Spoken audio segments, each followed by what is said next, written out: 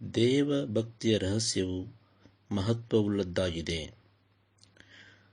ಸುಮಾರು 77 ವರ್ಷ ವಯಸ್ಸಿನ ಪರಿಶುದ್ಧ ಸಹೋದರಿಯ ಧ್ವನಿಯನ್ನು ಆಕೆಗೆ ತಿಳಿಯದಂತೆ ಟೇಪ್ ರೆಕಾರ್ಡ್ ಮಾಡಲಾಗಿದೆ. ಆಕೆಯು ಯೋಬನು 38, 39, 40 ಮತ್ತು 41 ಓದುತ್ತಿದ್ದಳು. ಆಕೆಯ ಧ್ವನಿಯು ತುಂಬ ಅಭಿಷಿಕ್ತವಾಗಿಯೂ ಮತ್ತು ತೊದಲುವಿಕೆ ಇಲ್ಲದೆ ಕೇಳಿಸುತ್ತಿತ್ತು. ಇದು ನನಗೆ ನಿಜವಾಗಿಯೂ ಅದ್ಭುತವಾಗಿತ್ತು. ಆಕೆಯ ಧ್ವನಿಯನ್ನು ಆಕೆ ಕೇಳಲು ಇಷ್ಟಪಡುವುದಿಲ್ಲ, ಆದರೆ ಆಕೆಯು ದೇವರ ಮಾತುಗಳನ್ನು ಇನ್ನೊಬ್ಬರಿಂದ ಕೇಳಲು ಇಷ್ಟಪಡುತ್ತಾಳೆ. ಅವಳು ಕರ್ತನನ್ನು ಪ್ರೀತಿಸುತ್ತಾಳೆ ಮತ್ತು ಚಿಕ್ಕಂದಿನಿಂದಲೇ ತನ್ನ ಜೀವನದ ಎಲ್ಲ ದಿನಗಳಲ್ಲಿ ಆತನಿಗೆ ಸೇವೆ ಸಲ್ಲಿಸಿದ್ದಳು. 1 ತಿಮೋಥೆಯ 2:12. ಒಂದು ಸ್ತ್ರೀ ಉಪದೇಶಕಿ ಕುರಿತದ್ದಾಗಿದೆ. ವಾಕ್ಯದ ಎಚ್ಚರಿಕೆಯನ್ನು ಬಲ್ಲವಳಾಗಿದ್ದಳು. ಇದು ಹೊರಗೆ ಬರುವುದು ಎಂದು ಆಕೆಗೆ ತಿಳಿದಿಲ್ಲ, ಆದರೆ ದೇವರ ವಾಕ್ಯವೇ ಮುಖ್ಯ ವಿಷಯವಾಗಿದೆ. ಅಲ್ಲಿ ದೇವರು ಮನುಷ್ಯನಿಗಿಂತ ಹೆಚ್ಚಾಗಿ ತಿಳಿದಿದ್ದಾನೆಂದು ತೋರಿಸುತ್ತಿದೆ, ಯೋಬನಿಗಿಂತ ಹೆಚ್ಚಾಗಿ. ಆದರೆ ಇದು ಮಹತ್ವವಾಗಿದೆ. 1 ತಿಮೋಥೆಯ 3:16. ದೇವಭಕ್ತಿಯ ರಹಸ್ಯವು ಮಹತ್ವವುಳ್ಳದ್ದಾಗಿದೆ. ನಮ್ಮ ದೇವರೇ ದೊಡ್ಡವನು, ಆತನೊಬ್ಬನೇ ಬಲ್ಲವನಾಗಿದ್ದಾನೆ. ಆತನ ಹಾಗೆಯೇ ಕ್ರಿಸ್ತನಿಗೂ ಆತನು ಅದೇ ದೊಡ್ಡ ಸ್ಥಾನವನ್ನು ಕೊಟ್ಟಿದ್ದಾನೆ. ದೇವರು ಆತನನ್ನು ಸರ್ವಶಕ್ತನನ್ನಾಗಿ ಮಾಡಿದ್ದಾನೆ. ಪ್ರಕಟಣೆ 1:8. ನಾವು ಆತನನ್ನು ಆರಾಧಿಸುತ್ತೇವೆ, ನಾವು ಆತನನ್ನು ಸ್ತುತಿಸುತ್ತೇವೆ, ಎಲ್ಲ ಮಹಿಮೆಯನ್ನೂ ನಾವು ಆತನಿಗೆ ಸಲ್ಲಿಸುತ್ತೇವೆ. ಎಲ್ಲ ಧನ್ಯವಾದಗಳು, ಎಲ್ಲ ಆರಾಧನೆಯೂ, ಸ್ತುತಿಗೂ ಮತ್ತು ಆರಾಧನೆಗೂ ಒಬ್ಬನೂ ಯೋಗ್ಯನಲ್ಲ, ಆ ಮಹಿಮೆಯೂ. ಆದರೆ ದೇವರು ಕ್ರಿಸ್ತನಲ್ಲಿ ಎಂದಿಗೂ ಆರಂಭವಾಗದ ಅಥವಾ ಎಂದಿಗೂ ಅಂತ್ಯಗೊಳ್ಳದ ನಿತ್ಯನಾದವನು. ಆತನು ನಿತ್ಯನಾದವನು.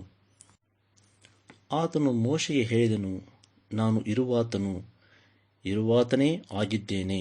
ಅಂದರೆ ಯಾವಾಗಲೂ ಇರುವವನು, ಇದ್ದವನು ಅಲ್ಲ, ಆದರೆ ಇರುವಾತನು ಮತ್ತು ಬರುವಾತನು. ಆದ್ದರಿಂದ ದೇವರು ನಿತ್ಯನಾಗಿದ್ದಾನೆ ಮತ್ತು ಆತನು ಯೋಬನೊಂದಿಗೆ ನಿತ್ಯದ ಕಾರ್ಯಗಳನ್ನು ಆರಂಭದಿಂದ ಮಾತನಾಡುತ್ತಿದ್ದಾನೆ. ಭೂಮಿಯು ಯಾವಾಗ ಸೃಷ್ಟಿಯಾಯಿತು? ಆಗಿನಿಂದಲೂ. ಆದಿಕಾಂಡ 1:1. ಜಗತ್ತು ಉತ್ಪತ್ತಿಯಾದದ್ದು. ಯೋಬನು ಅಧ್ಯಾಯ 38. ಆಗ ಯೆಹೋವನು ಬಿರುಗಾಳಿಯೊಳಗಿಂದ ಯೋಬನಿಗೆ ಪ್ರತ್ಯುತ್ತರವಾಗಿ ಹೀಗೆಂದನು, ಅಜ್ಞಾನದ ಮಾತುಗಳಿಂದ ಸತ್ಯಾಲೋಚನೆಯನ್ನು ಮಂಕು ಮಾಡುವ ಇವನು ಯಾರು? ಶೂರನಂತೆ ನಡು ಕಟ್ಟಿಕೋ, ನಾನು ಪ್ರಶ್ನೆ ಮಾಡುವೆನು, ನೀನೇ ನನಗೆ ಉಪದೇಶಿಸು. ನಾನು ಲೋಕಕ್ಕೆ ಅಸ್ತಿವಾರ ಹಾಕಿದಾಗ ನೀನು ಎಲ್ಲಿದ್ದಿ? ನೀನು ಜ್ಞಾನಿಯಾಗಿದ್ದರೆ ಹೇಳು. ಅದರ ಅಳತೆಗಳನ್ನು ಯಾರು ಗೊತ್ತು ಮಾಡಿದರು? ನೀನೇ ಬಲ್ಲೆ. ಅದರ ಮೇಲೆ ನೂಲು ಹಿಡಿದವರು ಯಾರು? ಮುಂಜಾನೆ ನಕ್ಷತ್ರಗಳು ಒಟ್ಟಾಗಿ ಉತ್ಸಾಹಧ್ವನಿ ಎತ್ತುತ್ತಾ, ದೇವಕುಮಾರರೆಲ್ಲರೂ ಆನಂದಘೋಷ ಮಾಡುತ್ತಾ ಇರಲು ಭೂಲೋಕದ ಸುಣ್ಣ ಪಾದಗಳು ಯಾವುದರಲ್ಲಿ ನೆಲೆಗೊಂಡವು? ಅದರ ಮೂಲೆಗಲ್ಲನ್ನು ಹಾಕಿದವರು ಯಾರು? ಸಮುದ್ರವು ಗರ್ಭವನ್ನು ಭೇದಿಸಿಕೊಂಡು ಬರಲು ಅದರ ದ್ವಾರಗಳನ್ನು ಮುಚ್ಚಿದವರು ಯಾರು? ಆ ಕಾಲದಲ್ಲಿ ನಾನು ಮೋಡಗಳನ್ನು ಅದಕ್ಕೆ ವಸ್ತ್ರವನ್ನಾಗಿಯೂ ಕಾರ್ಗತ್ತಲನ್ನು ಸುತ್ತು ಬಟ್ಟೆಯನ್ನಾಗಿಯೂ ಮಾಡಿದೆನಲ್ಲವೇ?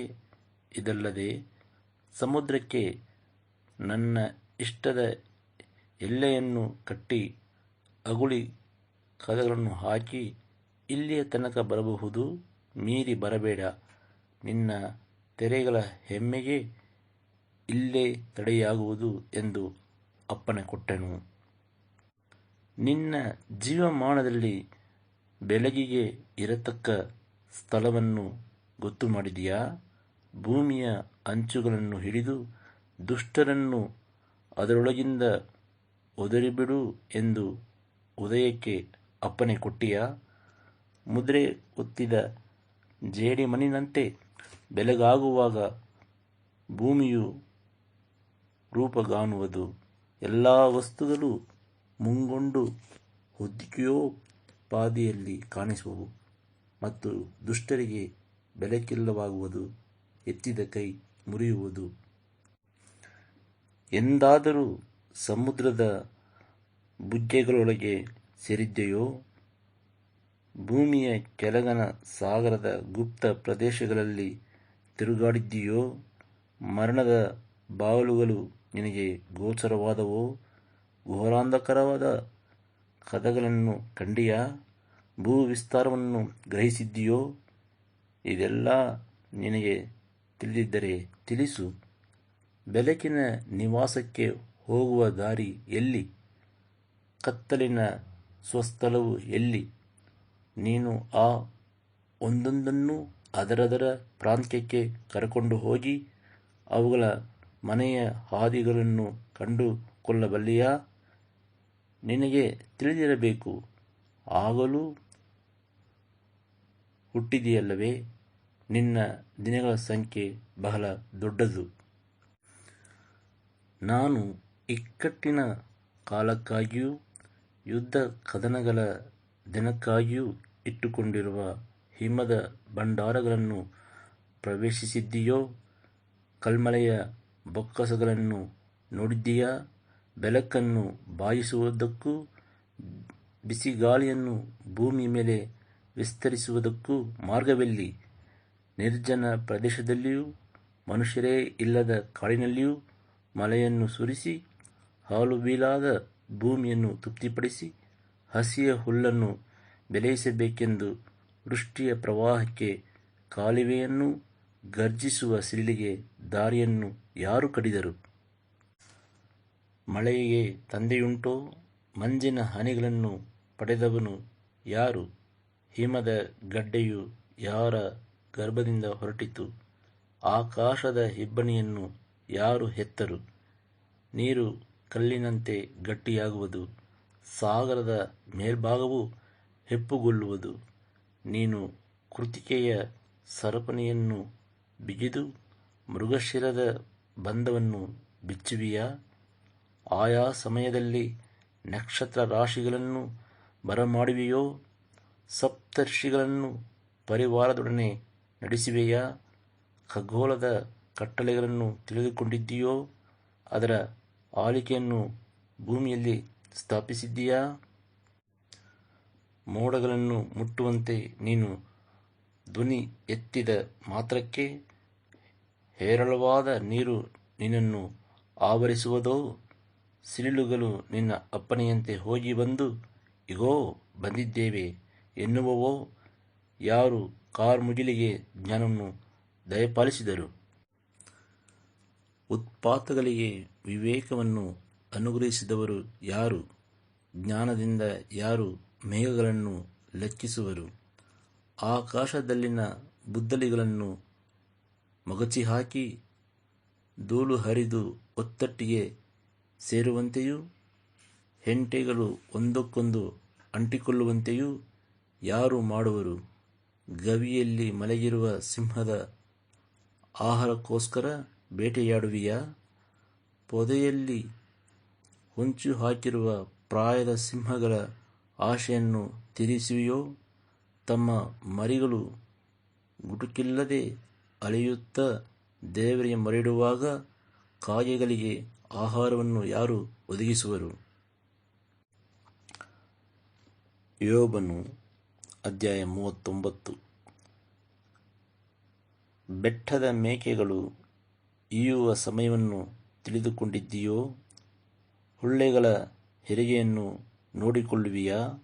ಅವು ಗಬ್ಬವನ್ನು ಹೊರುವ ತಿಂಗಳುಗಳನ್ನು ಲೆಕ್ಕಿಸಿ ಈಯುವ ಕಾಲವನ್ನು ಗೊತ್ತು ಮಾಡುವಿಯೋ? ಅವು ಬೊಗ್ಗಿಕೊಂಡು ಮರಿಗಳನ್ನು ಹಾಕಿದೊಡನೆಯೇ ತಮ್ಮ ವೇದನೆಯನ್ನು ತೊರೆದು ಬಿಡುವವು. ಅವುಗಳ ಮರಿಗಳು ಪುಷ್ಟಿಯಾಗಿ ಬಯಲಿನಲ್ಲಿ ಬೆಳೆದು ಅಗಳಿದ ಮೇಲೆ ತಾಯಿಯ ಬಳಿಗೆ ಪುನಃ ಸೇರುವುದೇ ಇಲ್ಲ.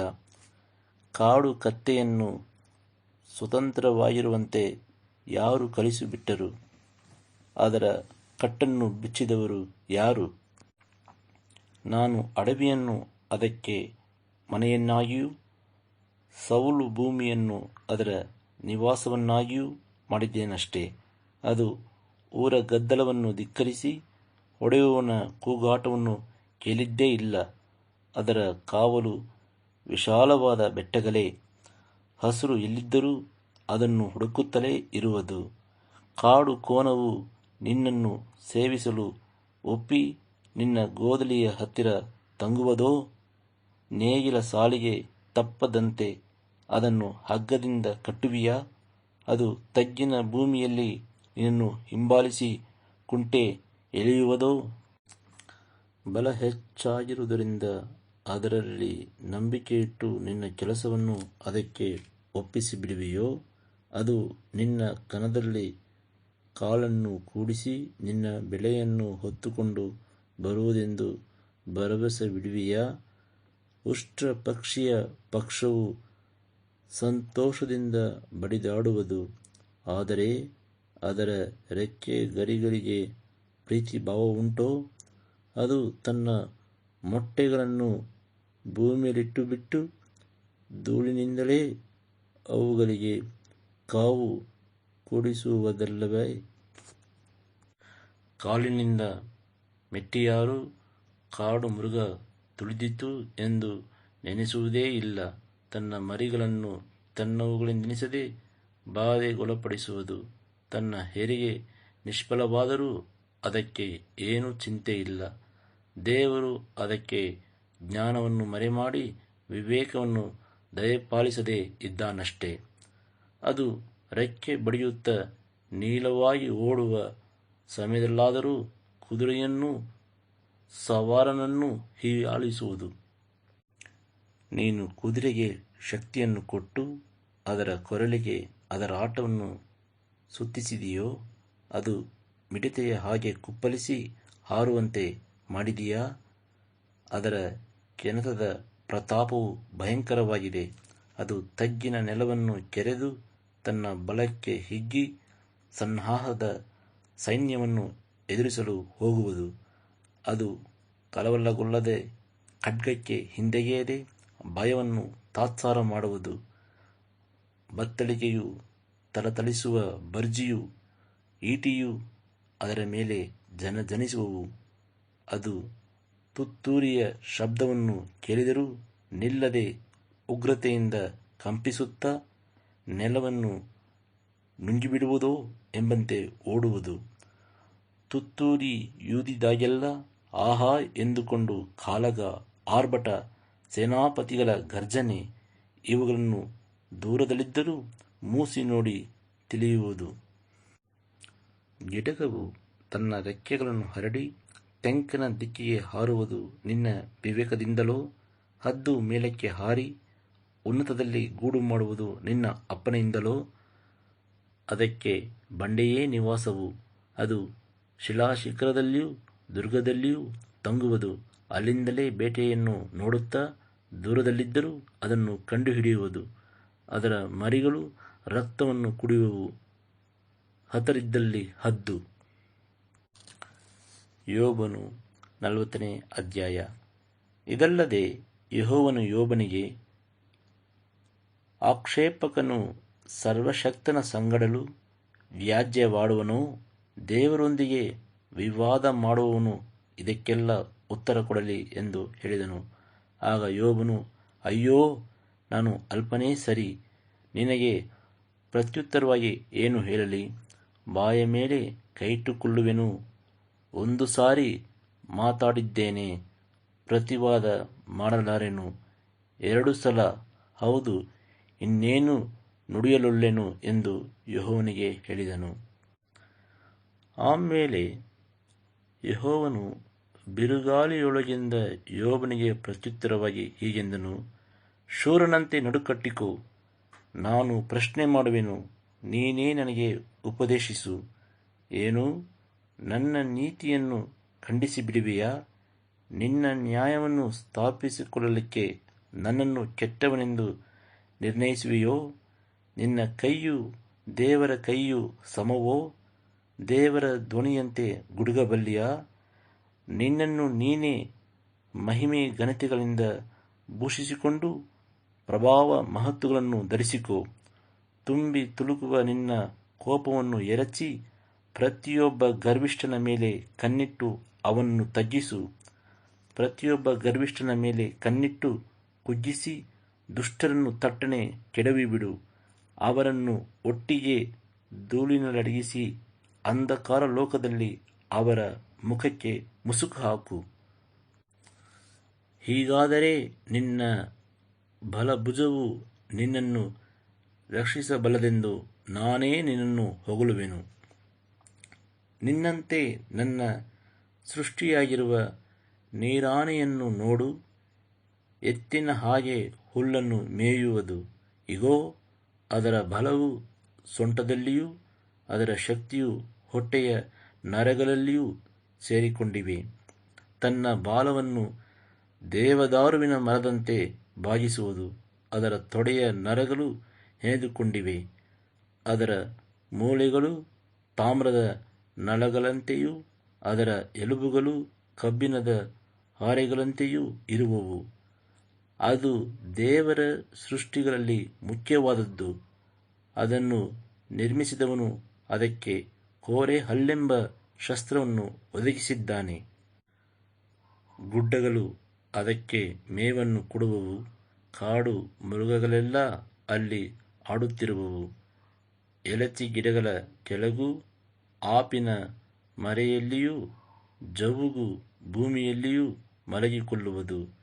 ಎಲಚಿ ಗಿಡಗಳು ತಮ್ಮ ನೆರಳನ್ನು ಅದರ ಮೇಲೆ ಹರಡುವವು. ನದಿಯ ನೀರವಂಜಿಗಳು ಅದನ್ನು ಸುತ್ತಿಕೊಂಡಿರುವವು. ಓಹೋ, ಹೊಲೆಯು ಹೊಡೆದರೂ ಅದು ಹೆದರುವುದಿಲ್ಲ. ಪ್ರವಾಹವು ಅದರ ಬಾಯೊಳಗಿಂದ ನುಗ್ಗಿದರೂ ಧೈರ್ಯದಿಂದಿರುವುದು. ಯಾವನಾದರೂ ಕಣ್ಣೆದುರಿಗೆ ಬಂದು ಅದನ್ನು ಹಿಡಿದಾನೇ? ಗಾಳದಿಂದ ಅದರ ಮೂಗನ್ನು ಚುಚ್ಚಬಲ್ಲನೇ? ಯೋಬನು 41ನೇ ಅಧ್ಯಾಯ. ನೀನು ಮೊಸಳೆಯನ್ನು ಗಾಳದಿಂದ ಎಳೆದು ಹುರಿಯಿಂದ ಅದರ ನಾಲಿಗೆಯನ್ನು ಅದುಮಿ ಬಿಗಿಯುವಿಯೋ? ಅದರ ಮೂಗಿಗೆ ಆಪನ್ನು ಪೋಣಿಸುವಿಯಾ?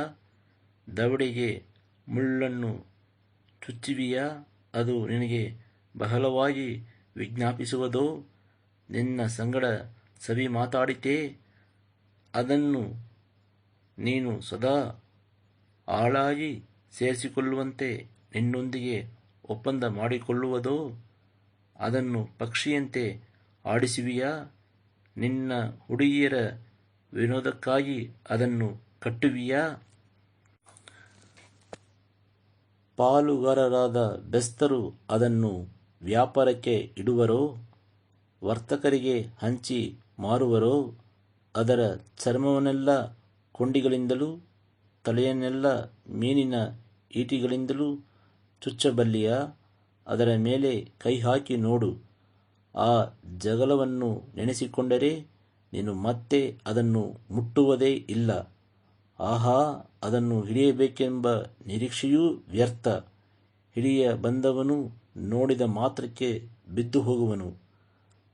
ಅದನ್ನು ಕೆಣಕಲು ಧೈರ್ಯಗೊಳ್ಳುವಷ್ಟು ಉಗ್ರತೆಯು ಯಾರಲ್ಲಿಯೂ ಇಲ್ಲ. ಹೀಗಿರಲು ನನ್ನ ಮುಂದೆ ನಿಲ್ಲಬಲ್ಲವರು ಯಾರು? ನಾನು ಸಾಲ ತೀರಿಸಬೇಕಾದರೆ ಮೊದಲು ಅದನ್ನು ನನಗೆ ಕೊಟ್ಟವರು ಯಾರು? ಆಕಾಶ ಮಂಡಲದ ಕೆಳಗಿರುವ ಸರ್ವಸ್ವವೂ ನನ್ನದೇ. ನಾನು ಅದರ ಅಂಗಗಳನ್ನು, ಶಕ್ತಿ ವಿಧಾನವನ್ನು, ಸೊಗಸಾದ ಜೋಡಣೆಯನ್ನು ವರ್ಣಿಸದೆ ಸುಮ್ಮನಿರಲಾರೆನು. ಅದರ ಹೊರಬಟ್ಟೆಯನ್ನು ಯಾರು ತೆಗೆಯುವರು? ಜೋಡು ದವಡೆಗಳೊಳಗೆ ಪ್ರವೇಶಿಸುವರು ಯಾರು? ಮುಖದ ಕದಗಳನ್ನು ಯಾರು ತೆರೆದಾರು? ಭಯವು ಅದರ ಹಲ್ಲುಗಳನ್ನು ಆವರಿಸಿಕೊಂಡಿದೆ. ಗುರಾಣಿಗಳ ಸಾಲುಗಳು ಅದರ ಹೆಚ್ಚಳಕ್ಕೆ ಆಸ್ಪದವಾಗಿವೆ. ಅವು ಬಿಗಿದು ಮುದ್ರಿಸಲ್ಪಟ್ಟಿವೆ. ಗಾಳಿಯು ಕೂಡ ನುಗ್ಗದಂತೆ ಅವು ಒಂದಕ್ಕೊಂದು ಹೊಂದಿಕೊಂಡಿವೆ. ಪರಸ್ಪರ ಅಂಟಿಕೊಂಡು ವಿಂಗಡಿಸಿದ ಹಾಗೆ ಹಿಡಿದುಕೊಂಡಿವೆ. ಅದರ ಸೀನಿನ ತುಂತುರುಗಳು ಥಳಥಳಿಸುವವು. ಕಣ್ಣು ಅರುಣ ನೇತ್ರಕ್ಕೆ ಸಮಾನವಾಗಿದೆ. ಬಾಯೊಳಗಿಂದ ಕೊಳ್ಳಿಗಳು ಹೊರಡುವವು. ಬೆಂಕಿ ಕಿಡಿಗಳು ಹಾರುವವು. ಆಪು ಹುಲ್ಲಿಗೆ ಬೆಂಕಿ ಇಕ್ಕಿ ಊದಿ ಕಾಸಿದ ಕೊಪ್ಪರಿಗೆಯಿಂದಲೋ ಎಂಬಂತೆ ಮೂಗಿನ ಸೊಳ್ಳೆಗಳಿಂದ ಹೊಗೆ ಹಾಯುವುದು. ಅದರ ಉಸಿರೇ ಇದ್ದಲನ್ನು ಹೊತ್ತಿಸುವುದು. ಜ್ವಾಲೆಯು ಬಾಯಿಂದೇಳುವುದು. ಬಲವು ಕುತ್ತಿಗೆಯಲ್ಲಿ ನೆಲೆಗೊಂಡಿದೆ. ಅದರ ಮುಂದೆ ಭಯವು ಕುಣಿದಾಡುವುದು. ಮಾಂಸದ ಮಡತೆಗಳು ಸಡಿಲವಿಲ್ಲದೆ ಅದಕ್ಕೆ ಗಟ್ಟಿಯಾಗಿ ಅಂಟಿಕೊಂಡಿವೆ. ಹೃದಯವು ಬಂಡೆಯ ಹಾಗೂ ಬೀಸುವ ಕೆಳಗಲ್ಲಿನಂತೆಯೂ ಗಟ್ಟಿಯಾಗಿದೆ. ಅದು ಎದ್ದರೆ ಶೂರರು ಕೂಡ ಅಂಜಿ ಹೊಡೆತಗಳಿಂದ ಭಯಭ್ರಾಂತರಾಗುವರು. ಒಬ್ಬನು ಕತ್ತಿಯೊಡನೆ ಮೇಲೆ ಬಿದ್ದರೂ ಅದಕ್ಕೇನೂ ಆಗಲಾರದು. ಬಾಣ, ಭರ್ಜಿ, ಈಟಿ ಇವುಗಳೂ ವ್ಯರ್ಥವೇ. ಅದು ಕಬ್ಬಿಣವನ್ನು ಒಣ ಹುಲ್ಲನ್ನಾಗಿಯೂ ತಾಮ್ರವನ್ನು ಲೊಡ್ಡು ಮರವನ್ನಾಗಿಯೂ ಭಾವಿಸುವುದು. ಅಂಬು ಅದನ್ನು ಓಡಿಸಲಾರದು. ಕವನೆಯ ಕಲ್ಲುಗಳು ಅದಕ್ಕೆ ಹೊಟ್ಟಿನಂತಿರುವವು. ಅದು ದೊಣ್ಣೆಗಳನ್ನು ಹುಲ್ಲು ಕಡ್ಡಿಯಾಗಿ ಎನಿಸುವುದು. ಬಿರ್ರನೆ ಬರುವ ಈಟಿಗೆ ನಗುವುದು. ಅದರ ಕೆಳಭಾಗವು ಮೊನೆಮೊನೆಯಾದ ಬೋಕಿಗಳಾಗಿದೆ. ಅದು ಕೆಸರಿನ ಮೇಲೆ ಹಲಿವೆಯ ಹಾಗೆ ನೀಡಿಕೊಂಡಿರುವುದು. ಜಲನಿಧಿಯನ್ನು ಹಂಡೆಯ ನೀರಿನ ಹಾಗೆ ಕುದಿಸುವುದು. ಸಮುದ್ರವನ್ನು ಕಲಕಿದ ತೈಲ ಪಾತ್ರೆಯಂತೆ ಮಾಡುವುದು. ಸಾಗರಕ್ಕೆ ನರೆ ಬಂತೋ ಎಂದು ಊಹಿಸುವ ಹಾಗೆ ತಾನು ಬಂದ ದಾರಿಯನ್ನು ಶುಭ್ರಪಡಿಸುವುದು. ಇದಕ್ಕೆ ಸಮಾನವಾದದ್ದು ಭೂಲೋಕದಲ್ಲಿ ಎಲ್ಲಿಯೂ ಸಿಕ್ಕುವುದಿಲ್ಲ. ಭಯವಿಲ್ಲದ್ದಾಗಿ ಸೃಷ್ಟಿಸಲ್ಪಟ್ಟಿದೆ. ಇದು ಪ್ರತಿಯೊಂದು ದೊಡ್ಡ ಪ್ರಾಣಿಯನ್ನು ದಿಟ್ಟಿಸಿ ನೋಡುವುದು. ಸೊಕ್ಕಿದ ಮೃಗಗಳಿಗೆಲ್ಲ ರಾಜನಾಗಿರುವುದು. ಯೋಬನು ಅಧ್ಯಾಯ 42. ಆಗ ಯೋಬನು ಯೆಹೋವನಿಗೆ ಪ್ರತ್ಯುತ್ತರವಾಗಿ ಹೀಗೆಂದನು. ನೀನು ಸಕಲ ಕಾರ್ಯಗಳನ್ನು ನಡೆಸಬಲ್ಲಿಯೆಂತಲೂ ಯಾವ ಸಂಕಲ್ಪವೂ ನಿನಗೆ ಅಸಾಧ್ಯವಲ್ಲವೆಂತಲೂ ತಿಳಿದುಕೊಂಡೇ ಇದ್ದೇನೆ.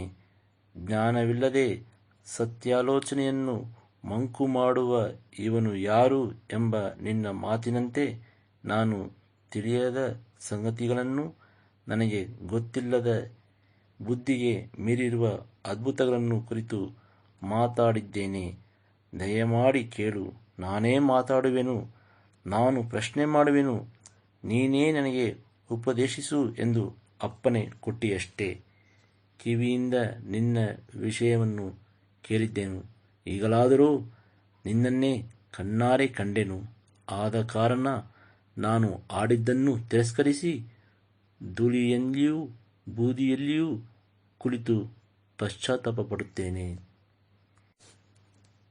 ಯೆಹೋವನು ಈ ಮಾತುಗಳನ್ನು ಯೋಬನಿಗೆ ಹೇಳಿದ ಮೇಲೆ ತೇಮಾನ್ಯನಾದ ಎಲೀಫಜನನ್ನು ಕುರಿತು, ನಿನ್ನ ಮೇಲೆಯೂ ನಿನ್ನ ಇಬ್ಬರು ಸ್ನೇಹಿತರ ಮೇಲೆಯೂ ಕೋಪಗೊಂಡಿದ್ದೇನೆ. ನನ್ನ ದಾಸನಾದ ಯೋಬನು ನನ್ನ ವಿಷಯವಾಗಿ ಯಥಾರ್ಥವನ್ನಾಡಿದಂತೆ ನೀವು ಆಡಲಿಲ್ಲ. ಈಗ 7 ಹೋರಿಗಳನ್ನೂ 7 ಟಗರುಗಳನ್ನೂ ತೆಗೆದುಕೊಂಡು ನನ್ನ ದಾಸನಾದ ಯೋಬನ ಬಳಿಗೆ ಹೋಗಿ ನಿಮ್ಮ ದೋಷ ಪರಿಹಾರಕ್ಕಾಗಿ ಹೋಮಮಾಡಿರಿ. ನನ್ನ ದಾಸನಾದ ಯೋಬನು ನಿಮ್ಮ ಪಕ್ಷವಾಗಿ ಪ್ರಾರ್ಥನೆ ಮಾಡುವನು. ನಾನು ಅವನ ವಿಜ್ಞಾಪನೆಯನ್ನು ಲಾಲಿಸಿ ನಿಮ್ಮ ಮೂರ್ಖತನಕ್ಕೆ ತಕ್ಕ ದಂಡನೆಯನ್ನು ನಿಮಗೆ ವಿಧಿಸುವುದಿಲ್ಲ. ನನ್ನ ದಾಸನಾದ ಯೋಬನು ನನ್ನ ವಿಷಯವಾಗಿ ಸತ್ಯವನ್ನು ನುಡಿದಂತೆ ನೀವು ನುಡಿಲಿಲ್ಲ ಎಂದು ಹೇಳಿದನು. ಆಗ ತೇಮಾನ್ಯನಾದ ಎಲೀಫಜನೂ ಶೂಹ್ಯನಾದ ಬಿಲ್ದದನೂ ನಾಮಾತ್ಯನಾದ ಚೋಫರನೂ ಹೋಗಿ ಯೆಹೋವನು ತಮಗೆ ಆಜ್ಞಾಪಿಸಿದ ಪ್ರಕಾರ ಮಾಡಲು ಯೆಹೋವನು ಯೋಬನ ವಿಜ್ಞಾಪನೆಯನ್ನು ಲಾಲಿಸಿದನು. ಯೋಬನು ತನ್ನ ಸ್ನೇಹಿತರಿಗೋಸ್ಕರ ಪ್ರಾರ್ಥಿಸಿದ ಬಳಿಕ ಯೆಹೋವನು ಅವನ ದುಸ್ಥಿತಿಯನ್ನು ಹೋಗಲಾಡಿಸಿ ಅವನ ಸೊತ್ತನ್ನು ಮೊದಲಿಗಿಂತ 2 ಹೆಚ್ಚಿಸಿದನು. ಆಗ ಅವನ ಎಲ್ಲ ಅಣ್ಣ ತಮ್ಮಂದಿರು, ಎಲ್ಲ ಅಕ್ಕ ತಂಗಿಯರು, ಮೊದಲು ಅವನ ಮನೆಯಲ್ಲಿ ಅವನೊಂದಿಗೆ ಭೋಜನ ಮಾಡುತ್ತಿದ್ದ ಎಲ್ಲ ಪರಿಚಿತರು ಅವನ ಬಳಿಗೆ ಬಂದು ಯೆಹೋವನು ಅವನ ಮೇಲೆ ಬರಮಾಡಿದ್ದ ಆಪತ್ತಿನ ವಿಷಯವಾಗಿ ತಮ್ಮ ತಮ್ಮ ಅನುತಾಪವನ್ನು ತೋರ್ಪಡಿಸಿ ಅವನನ್ನು ಸಂತೈಸಿದರು. ಇದಲ್ಲದೆ ಪ್ರತಿಯೊಬ್ಬರೂ ಒಂದೊಂದು ವರಹವನ್ನೂ ಒಂದೊಂದು ಚಿನ್ನದ ಉಂಗುರವನ್ನೂ ಅವನಿಗೆ ಕೊಟ್ಟರು. ಯೆಹೋವನು ಯೋಬನ ಮೊದಲನೆಯ ಸ್ಥಿತಿಗಿಂತಲೂ ಅವನ ಕಡೆಯ ಸ್ಥಿತಿಯನ್ನು ಹೀಗೆ ಹೆಚ್ಚಾಗಿ ಆಶೀರ್ವದಿಸಿದನು. ಅವನಿಗೆ 14,000 ಕುರಿಗಳು, 6,000 ಒಂಟೆಗಳು, 1,000 ಜೋಡಿ ಎತ್ತುಗಳು, 1,000 ಹೆಣ್ಣು ಕತ್ತೆಗಳು ಉಂಟಾದವು. ಇಷ್ಟು ಮಾತ್ರವಲ್ಲದೆ 7 ಮಂದಿ ಗಂಡು ಮಕ್ಕಳು, 3 ಮಂದಿ ಹೆಣ್ಣು ಮಕ್ಕಳು ಆದರು. ಮೊದಲನೆಯವಳಿಗೆ ಯಮೀಮಾ, ಎರಡನೆಯವಳಿಗೆ ಕೇಚಿಯಾ, ಮೂರನೆಯವಳಿಗೆ ಕೆರೆನ್ನ ಫೋಕ್ ಎಂದು ಹೆಸರಿಟ್ಟನು. ಯೋಬನ ಮಕ್ಕಳಷ್ಟು ಸುಂದರ ಸ್ತ್ರೀಯರು ಆ ದೇಶದಲ್ಲಿ ಎಲ್ಲಿಯೂ ಸಿಕ್ಕುತ್ತಿರಲಿಲ್ಲ. ತಂದೆಯು ಅಣ್ಣ ತಮ್ಮಂದಿರಿಗೆ ಕೊಟ್ಟ ಹಾಗೆ ಅವರಿಗೂ ಸ್ವಾಸ್ಥ್ಯವನ್ನು ಹಂಚಿದನು. ಆಮೇಲೆ ಯೋಬನು 140 ವರ್ಷ ಬಾಳಿ ತನ್ನ ಮಕ್ಕಳನ್ನೂ ಮೊಮ್ಮಕ್ಕಳನ್ನೂ, ಅಂತೂ ತನ್ನ ಸಂತಾನದ 4 ತಲೆಗಳನ್ನು ಕಂಡನು. ತರುವಾಯ ಯೋಬನು ಮುಪ್ಪಿನ ಮುದುಕನಾಗಿ ಗತಿಸಿದನು.